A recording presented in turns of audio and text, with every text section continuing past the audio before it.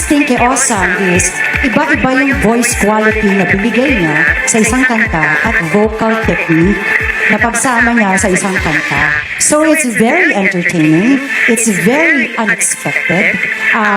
So overall, magaling.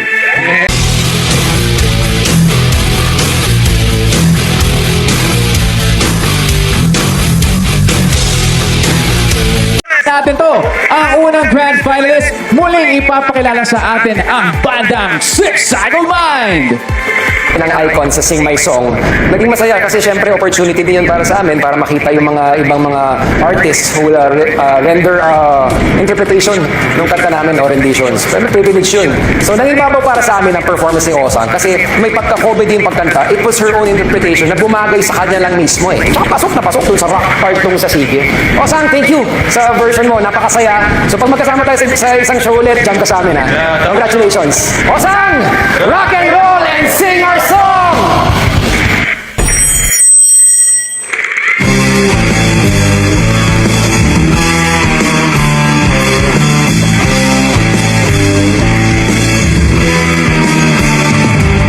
Sige, pagkasama ka naman, kitang-kita ko ang ating kasiyahan. Sige, huwag na nating pigilan at di magtatagal, tayo ay liligaya. Okay lang naman ang ating usapan, hindi na lang babalikan ang nakaraan, ang nakaraan.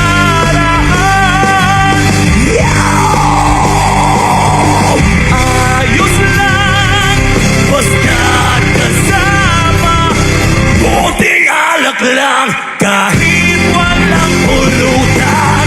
Sige, pagpasensyahan na lang mga bumipigil sa ating ligaya.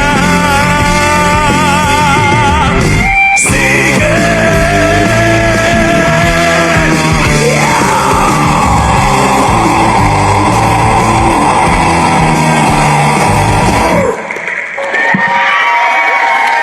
Wow!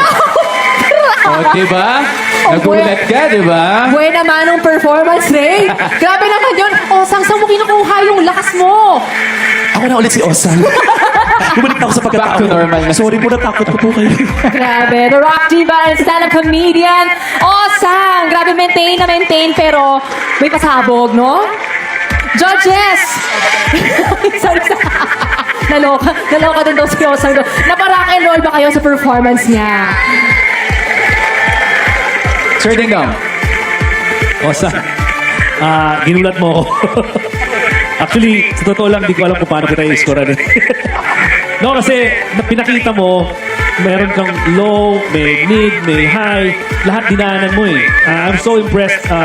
It was a very entertaining number overall dahil yung character maintained, pero vocally, it was very strong. It was very solid in all aspects. Seriously yung comedy at saka yung seriousness, gusto ko yung blend na ginawa mo. And it did not take away from the song, kuhang-kuha mo. So, I am very, very impressed. Congrats.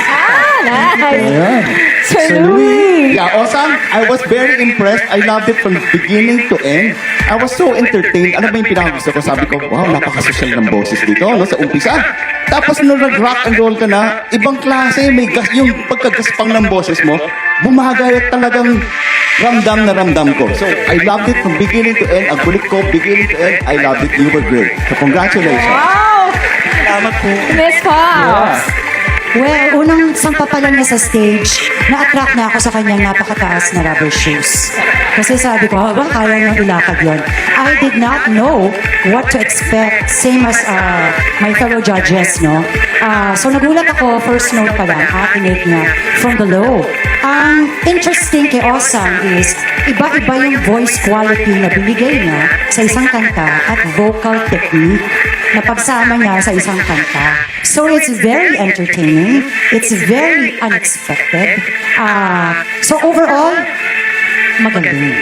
Yes! Thank you, judges. Thank you, judges. Grabe ka na, Osang. Dala-dala mo pala yung lunchbox mo.